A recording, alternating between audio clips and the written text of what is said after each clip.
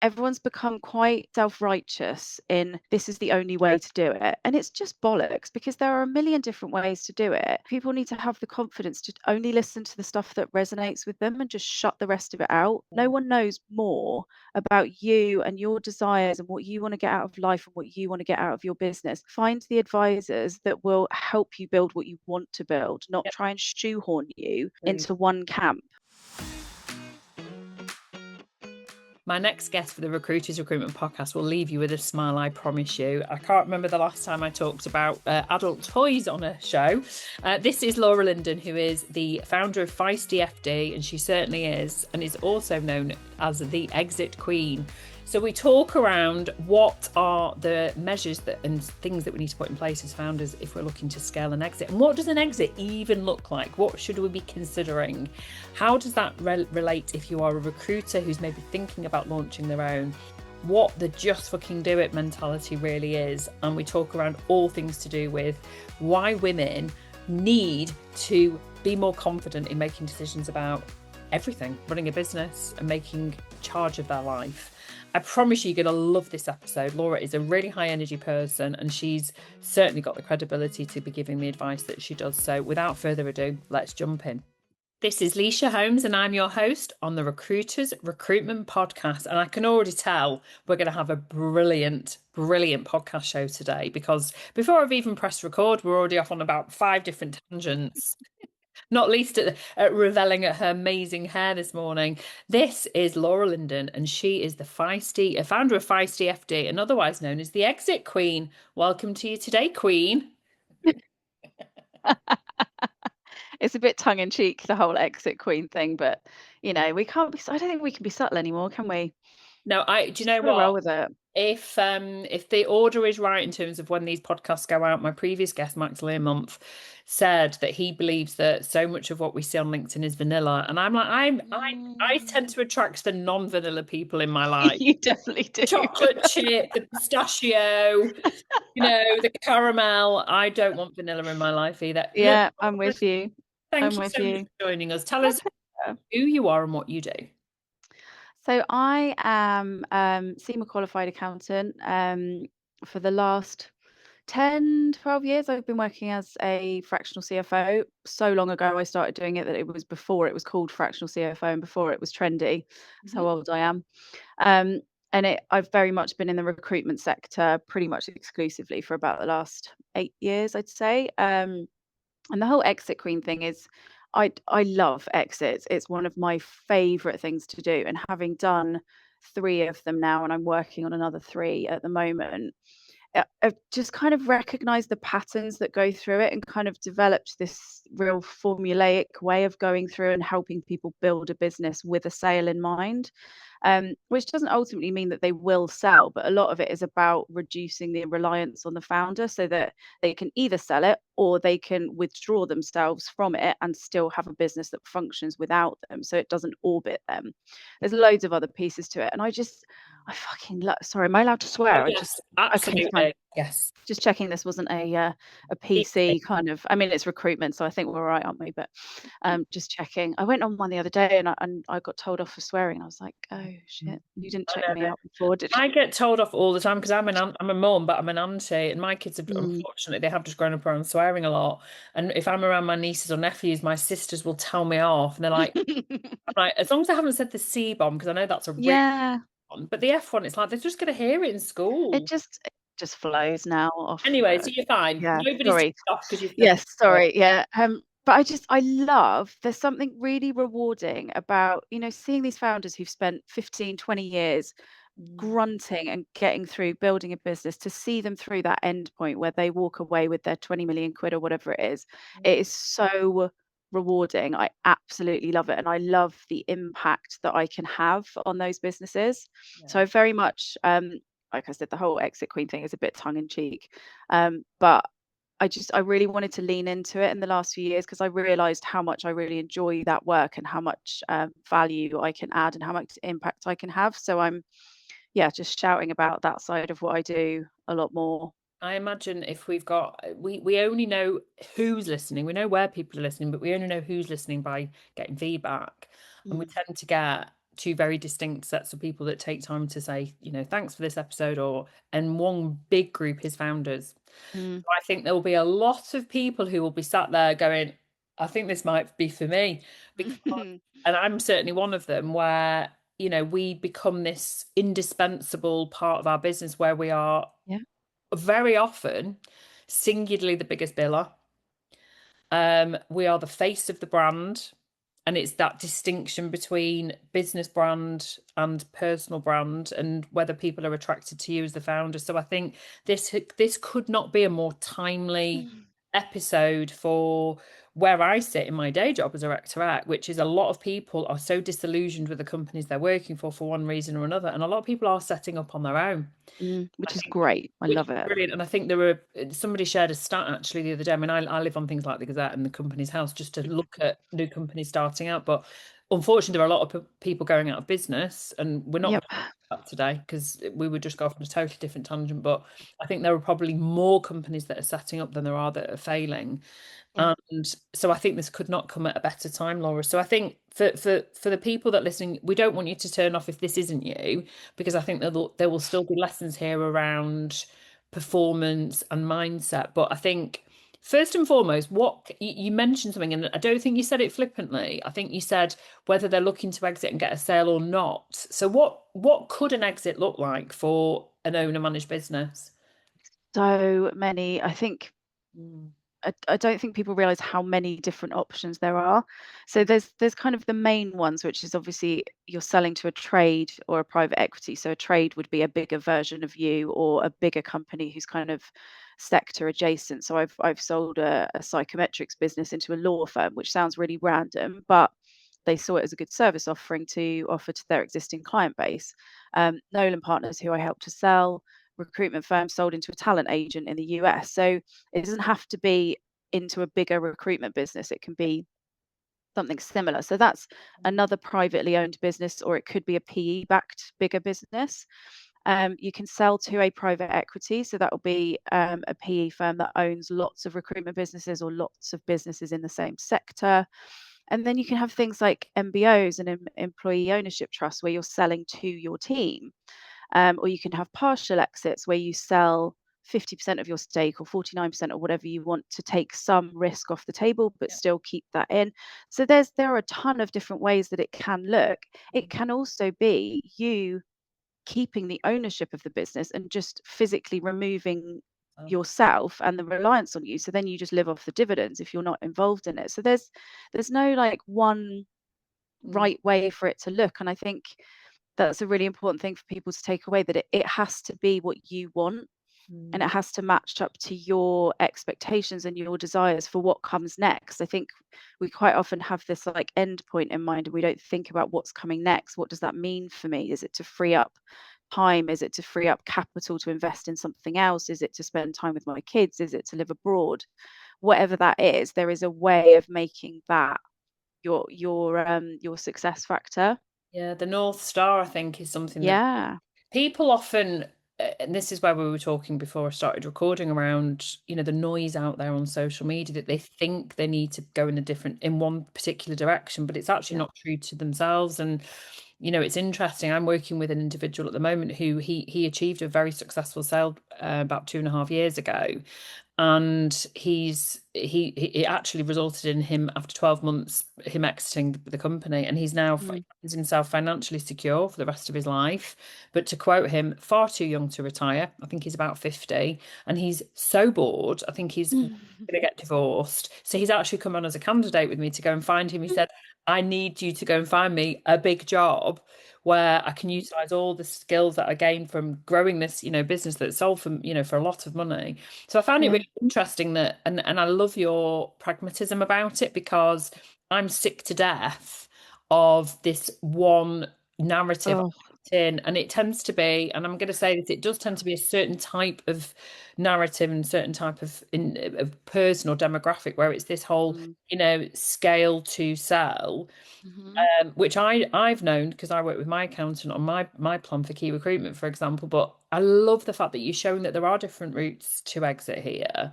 Yeah. It has to be what's in line with your North Star. So Yeah. that's really, really encouraging for me to hear that.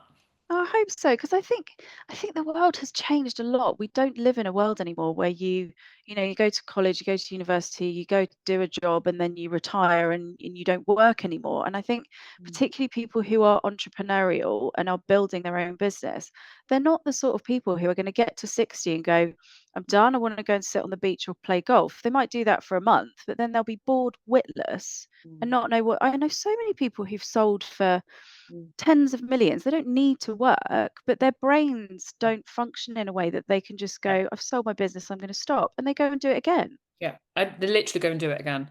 So it just Yeah. goes to show that that's what's really encouraging about it. So no, I I think, like, really, to your point about the social media noise, mm, I think everyone's become quite self-righteous in this is the only way to do it. And it's just bollocks because there are a million different ways to do it. And I think people need to have the confidence to only listen to the stuff that resonates with them and just shut the rest of it out. No yeah, one knows more about you and your desires and what you want to get out of life and what you want to get out of your business. Find the advisors that will help you build what you want to build, not yeah, try and shoehorn you agreed. into one camp. Yeah, no, I agree with you My totally. soapbox moment for the No, it's day. not. And well, I mean, speaking of soapbox, it's not your soapbox. But when I was reading through your profile before I did the prep for this podcast, you are a woman. I'm a woman, and I think one of the things that clearly irritates you is this. We're still in a patriarchy, and there's a very misogynistic tone, which I was alluding to, but I'm just going to come out and say it around female business owners. So I wondered whether whether it's data or whether it's just a general feeling because of the job that you've done, particularly for the last 8 years. Let's focus on the recruitment industry. Is there a sense that female founders are less likely to strategize an exit than men? Is that Yes. a thing? Oh, Yes, 100%, and it's right. probably the thing that I rant the most about because so I did a ton of research. I wrote a book last year, very subtly called Unfuck Your Business Finances, because I Exciting. wanted to I try love that. I wanted to try and write something in women's language that would help them just understand the basics of P&Ls, balance sheets, how to do budgets, how to think about your numbers and try and cut through some of the mindset blocks. So that was why I wanted to do it. And I also, I love my work and I just to carry out this, I love the company of men. I absolutely love the conversations I have with them. I have great dynamic and banter with them. But I got to a point where it's like, where are all the women who are building businesses that are going to sell? And I did a ton of research, spoke to lots of people, and between us, we found that there are 44 women in the UK who are building businesses to sell. That's Wow. it. It's tiny, tiny pool. So then my 44. brain's like, yeah, 44. So then my brain's like, why? Why are they not building? And I think there's a ton of different reasons. One is bandwidth, like talking about the patriarchy, the mental load that women carry Mm. as mums, partners, all the hats that we wear is huge. We have a bandwidth capacity whereby we can only do so much before we crumble. And I think we prioritize other people's needs, like our kids and our husbands and whatever else, over our own ambitions and goals. So I think there's a whole bandwidth piece around it. I also think there's a massive mindset piece, which stems from the fact that we've only had bank accounts for 50 years. I know. Money is new to us. It's really new. We didn't grow up with our dads talking to us about investments and property and all these kind of things because that was the man's job. And I'm nearly 50, you're 50. So this is our life, our generation, isn't it? Literally. That our mums didn't have bank accounts, our grandmothers weren't allowed to buy houses, Just about to and say you it's could only get a mortgage was in 1972 or something. yeah, yeah, exactly. So this is really new, Yeah. but the message that I try and get across to women is that women are naturally good at this stuff. The women that I work with are really good at logic, planning, Yeah. strategy, systemizing, and just getting shit done. They are really good at it. So it is not a competence problem, it's a confidence issue. That it's new to us, we haven't got used to it, and we're a bit scared of it. And like, I find these limiting beliefs even with what I'm doing, and I'm an accountant, money is just like monopoly to me. So I get it, I get where it comes from, but I get really frustrated with this because that's where I see change happening Mm, with us getting our big girl pants on and just earning as much money as we can, building wealth and building freedom, mm, because it's a shit game and it's rigged against us. But the only way we're going to make any change is to play it. and And that's not as hard. Stephen Bartlett. Oh God, don't even get no. Don't even get me started on that one. Oh, no, I'm really joking. I mean, I'm feeling like never mind exit queen. I'm thinking here like, financial warrior, because as you know, I run a community called Women in Recruitment Leadership. I am a female Yeah, leader myself. I coach. I'm an exec coach to, generally speaking, it tends to be solo founders, and it's usually always women who come to me for my holistic approach. And what you've just said there could not be more accurate in terms of what fundamentally we all hold in common, which is we are, you are right. And I hadn't realized the context, and maybe because, I'm one of the oldest people maybe in the community. I certainly don't feel it, but you just look around and think, actually, we're the first generation to launch businesses. We're the first generation, well, maybe to talk about it. My grandma, actually, she launched a business in the 1960s. It wasn't a recruitment business, but she launched her own company. She was probably quite a rare beast back yeah, in the yeah, 60s. So I think it's, we are paving the way and creating pathways where this sort of conversation could not be more vital, which my big passion project is: how do we empower the next generation coming through? How do we empower people listening who, you know, are not founders yet, but are thinking about doing it? And I think with things like Female Invest, there's so many amazing pages that I follow on Instagram where it's creating a healthy attitude to investing. Things like yeah, apps like Monzo. My yeah, daughter's been using Monzo since they were 18, and it encourages you to save and invest just within the app. So it's like you say, these things are not actually rocket science. It just comes down to literacy yeah, and confidence and attitude. yeah. And there is such a massive gap in financial literacy, which is the whole premise behind the book, was trying to close that gap, because I genuinely think that's where the Mm, change comes. But yeah. there's also, like you touched on investment there, that we all see all these stats about like 2% of VC funding goes to women. Mm, Why? And I know that a lot of it is because men ask different questions to women. They ask risk reduction questions instead of upside maximizing questions. So I get that there is a whole load of gender discrimination stuff against it. But there's also a big part that women don't ask. They yeah, don't ask for enough.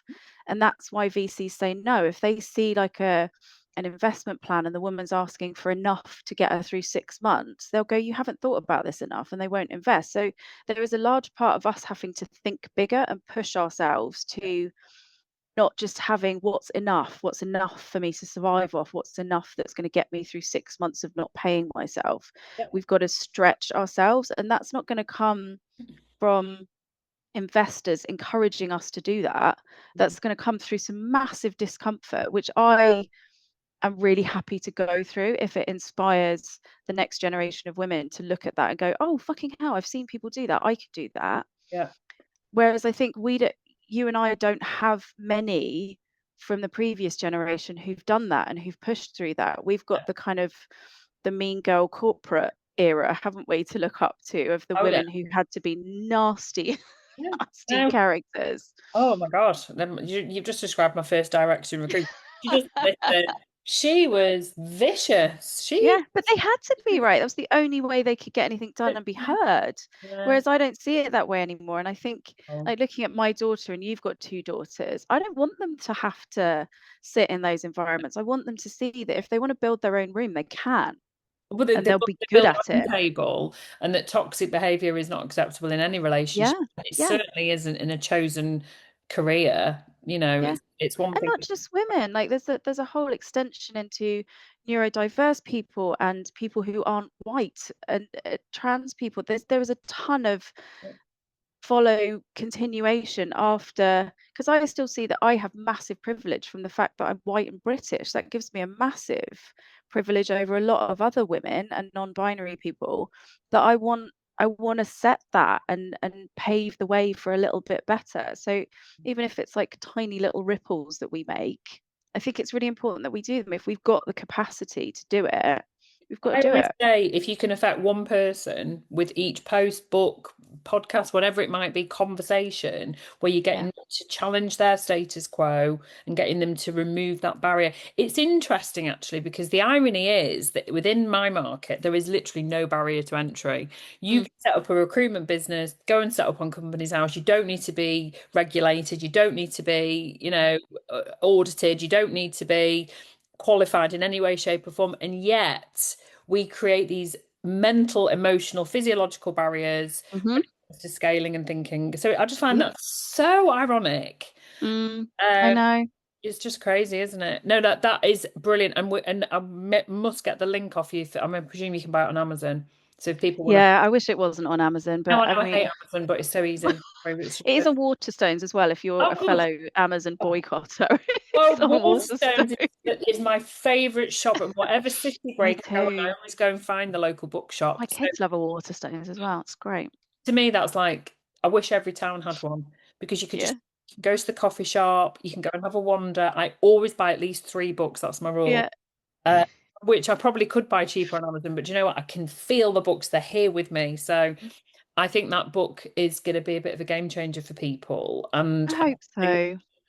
for founders who are in a position, particularly if you are a female founder listening, I think a conversation with Laura will be, apart from anything else, just a leveler in terms of creating that ripple effect. Like we've just said, if we can just create a little tiny ripple, little pebble in the ocean of what can I do to create some sort of exit for myself, even if it is just, I'm still the 100% business owner, but I actually have the freedom to, I call them my mini retirements when I go on my little weekends away. I only have Yeah. one holiday a year, but I have lots of little weekends. So I would like the second part of this podcast, if it's okay, to talk around, and this will attract and appeal to those who've stayed on so far, who are thinking in the future to launch their own business.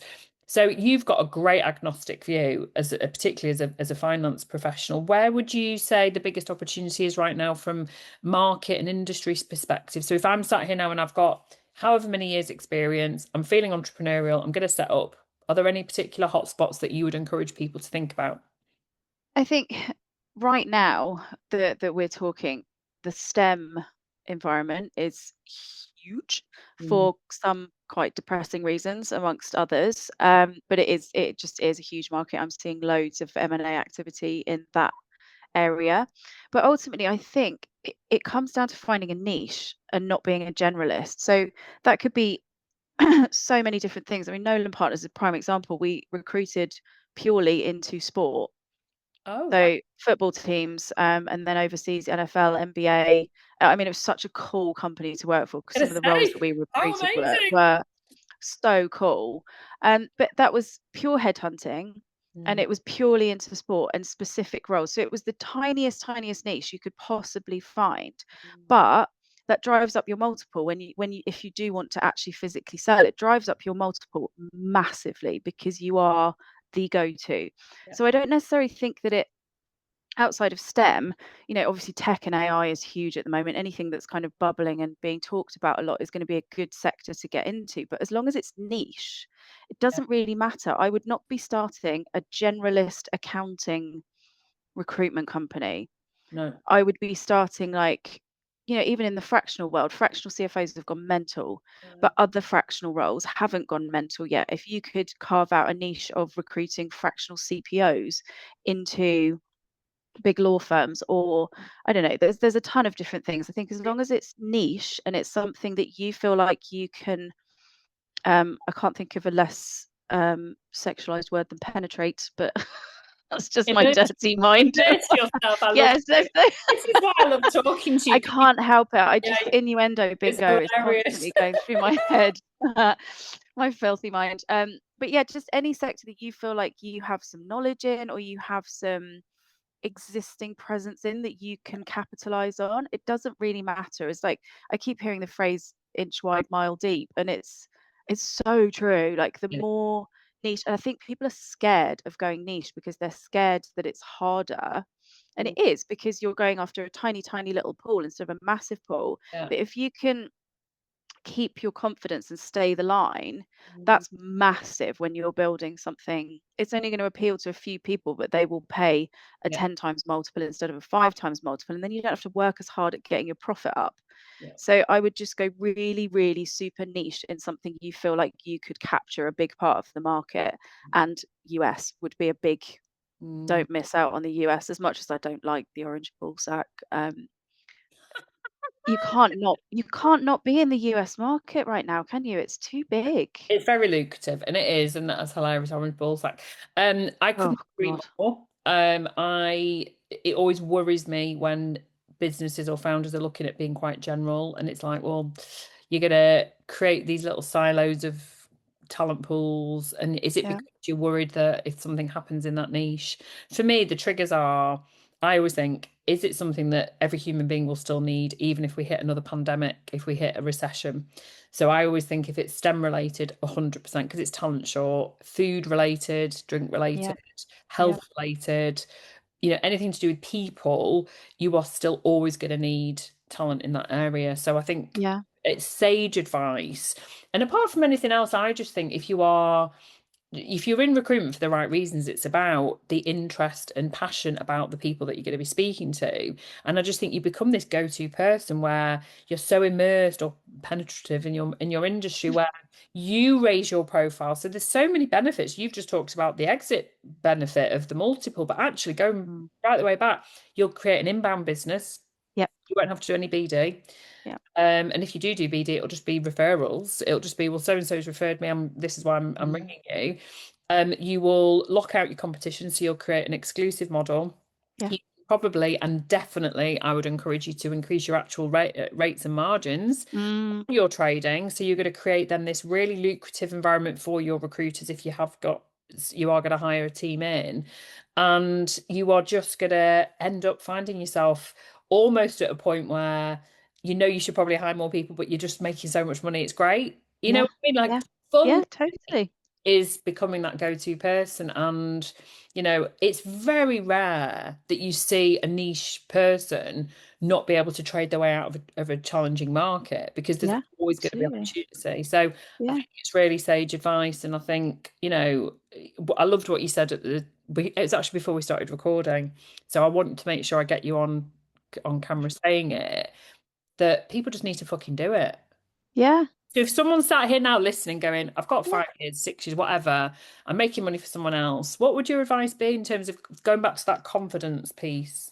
Yeah. I think we were talking about people not taking risks anymore, weren't we? And I think that's a big part of why the recruitment sector has dwindled so much, is because like time to hire processes is taking so much longer because Yeah. hiring managers are so cautious, and it's obviously a buyer's market at the moment, so they're seeing more candidates even though they've met the perfect one, and it's just making the whole process really long and drawn out and therefore less profitable.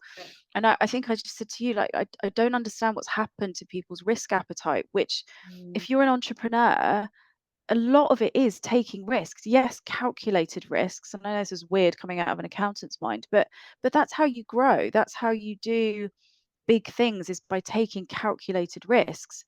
And that whole niche thing, I also think there's some real logic to it, because everyone has a certain amount of time in the day, and when you're building a recruitment business, there's rooms you have to be in if you want to get referrals and have reputation built. There's only so many rooms you can be in. So if you're generalizing, you're going to completely kill yourself trying to be in 90 different rooms. Whereas if you're focusing on one sector, one business area, one type of person, you probably only got two rooms to be in, and you'll very quickly become the person, and then it's retained work instead of contingent work, it's higher margins, it's less delivery people. It's scary, but if you can, sorry, I was going to say strap on a pair, but I can't think of another better way of saying it. Fun. Laura, you just, every time I talk to you, you're just so much fun. Strap on. Definitely. Oh God. Didn't mention. Yeah. I mean, there's not really another sector I could work in, is there, that I would be able to speak the way I do and I still mean, be you work in accepted? the adult industry. Well, yeah. You get away with that. I've had on in season one, I had the CEO of an adult toy company on. Oh, She's really? actually a friend, but I probably didn't say that at the time. But Claire, she no longer works there, but we talked all around the sex toy industry. It was great, and she even sent me as a thank you for coming on the show, like this advent calendar with it was actually, it must have been ahead of Christmas, with 25 boxes with lots of adult toy treats in it. So that was a fun Christmas. Anyway, Yeah. what were we talking What about? a great guess. I don't know now. I've totally lost the train That's of thought now that you're talking hilarious. about vibrators. We, Yeah.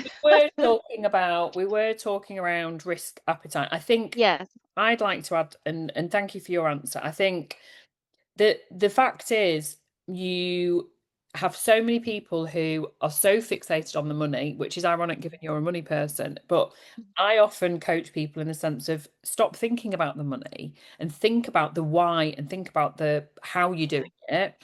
And I think if you can focus on those things rather than chasing the money, Yeah. you actually then lose that sense of I'm risking everything. Mhm. Because I mean, it's easy to sit here and go, just fucking do it. Just go and go Yeah. launching I around. know it is. It's I know easy it to is. say that. And I think, you've got to be calculated with it. You've got to have a strategy. I think you need to Yes. have good advisors around you. I don't think anyone should do something on their own anymore. I think when I set up 21 years ago, I did literally just do it with a laptop. I mean, I have got great Mm. people around me from the start, but I didn't do it with any advice. So I think there's no excuse anymore to do it as an island. But I think what the mindset I have is that you've got to look at, if you do your research, which is so easy now with AI, to Mm. go to Claude and just put in all your the risk elements, is you've got to think, well, what if I don't do it? What's it going to Mm. cost me if I don't do this? Yep. And just stop navel gazing about stuff. um, Navel gazing. and I just, Yeah. I don't know where the risk element came. Is it because there's so many different factors at the moment? Certainly, as we record this in 2026, we're on the back end of an Iranian war. We've still got the Mm. Ukrainian-Russian war. We've had the oil crisis, which has driven up inflation. We've got Yeah. our civil war, which is happening, whether we call Yeah. it or Yeah. not. We've got, a terrible political situation. There's all these Yeah. things, and the fact is, we've never had so much information. But actually, it's Mhm. information overload, and I think Yes. it's created a culture, generally speaking, of fear. Yeah. And just wait. Just wait and see what happens. And I'm Yeah. I'm such a believer in, right, shut down all the noise, Mm. close it off, manage your doom scrolling, just do it once a day, just allow yourself Mm. 5 minutes a day so you know what's going on in the world. And then the rest of the 23 and a half hours or whatever it is, just go and do and control Mhm. your controllables. Yeah. Wish I God, could I say love that that phrase. differently. I know. Yeah, it's so true, and I think, like, it's no I know what you just said, it's very easy for us to sit here and just go, "Just go and fucking do it," and I know that it's not that easy and it's scary, and the economy in the UK is a fucking shambles right now, so I get why people want security and safety, but security and safety doesn't come from an employed job. It No. just doesn't, because those people will sack you tomorrow if you're not performing, or if you're not needed anymore, or if their strategy changes direction. So it might feel safe, but Mm. it's not. There's no job security anymore. I don't buy that at all. I agree with you. Well, there isn't. There really. You used to think like jobs like teachers and nurses, and Yeah. even they're not secure anymore. So you are talking to somebody who has backed herself for 21 years, and Mm. I mean, I'm technically unemployable anyway because I was So am I. always known as the maverick. But I think I think it's actually a real, to hear it from someone like yourself, who you are more on the sober side of things than just a sales girl like me. But actually, you're right, and I think I had a magnet on my fridge for a really long time when my kids were little, and I was in the first stages of key recruitment, where you do have more doubt because Mm. and it was a time where you didn't have, you weren't looking at social media and going, well, am I doing things right? And it said something along the lines of, what will your future you thank you for a year from now? Mm. And it was definitely more eloquent than that. It wasn't that. But it was something along those lines of, I often pose that question when I'm interviewing somebody who is definitely toying with the idea of launching on their own. Mm. And I'm like, listen, there's never a right time. Yeah, okay, maybe you're about to have a baby, maybe you're about to move house, maybe you've just had a really tough quarter. But Mm. actually, in a year's time, will you be more regretful that you didn't go for it? Or will you try it? And if it doesn't work, you You could go always back. get a Yeah. job.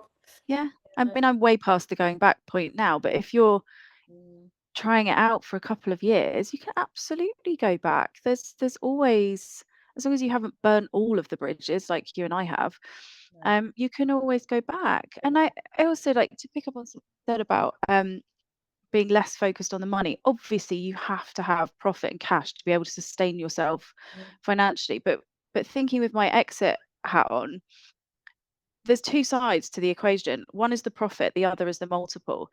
And there is so much you can do on that multiple side, which leans into like your culture, how niche you are, how good your services are, how good your tech is, your systems, your platforms, all the stuff that's behind it.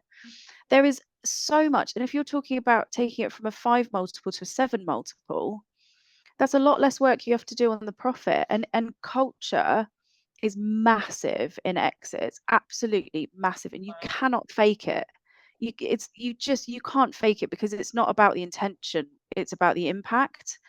And culture generally comes at the cost of money because it's something that you have such deep belief in as a value that you'll sacrifice money for it, and you can't fake that. No. So leaning into like building an amazing cultural business that leans into your strengths, and you've got people around you that are doing the things that they're good at, and that there's genuinely good leadership and everything there, that's really powerful on top of strong numbers. The numbers don't have to blow the world apart. They just have to be strong foundations with a decent margin, which is in recruitment anyway. If you're building it in the right way, recruitment generally has good margins if you're doing search and interim. Absolutely. Well, of course it does. It's like Absolutely. one of the biggest cash cow businesses in the world if you build it in the right way. So as long as you're being measured about it and you're being structured and not running out of cash, that bit kind of takes care of itself. And there's fairly simple metrics that you can follow to say, am I spending enough on people or too much? Am I spending enough on marketing? And because it's really measured and structured, it's like a little puzzle piece. So you know if you're doing it right. And then if you focus on the stuff with the culture and the niche sector, that's where it's going to explode. No, it's And that's brilliant. the exciting bit. That's the really fun bit that people are good at. This is why I love this podcast, and this is why I love the industry, because I get to have conversations where you're saying all the things that I always say, and I just love it. So, Laura, we have come to the end of the show, but I think Damn, we could go on for at least another hour, I couldn't was we? about to say there isn't you could, I don't know if anyone was watching, but you could just, my brain was just like, I need to connect you to all these people. If people want to get in touch with you, they'll just drop you a message on LinkedIn probably, and Yeah. mention the Recruiters Recruitment Podcast. And we want to know if you've been in a position as we've described, if the advice that Laura's giving is something that you did or didn't do. We want the engagement from you, but you have been, as I knew you would be, absolutely wonderful. A little bit feisty, we don't mind that. And it's been really, really insightful. And like I say, I just think if we've got people like you underpinning our industry, then we are in a good place. So thank you so much for joining us on the show. My pleasure. Loved it.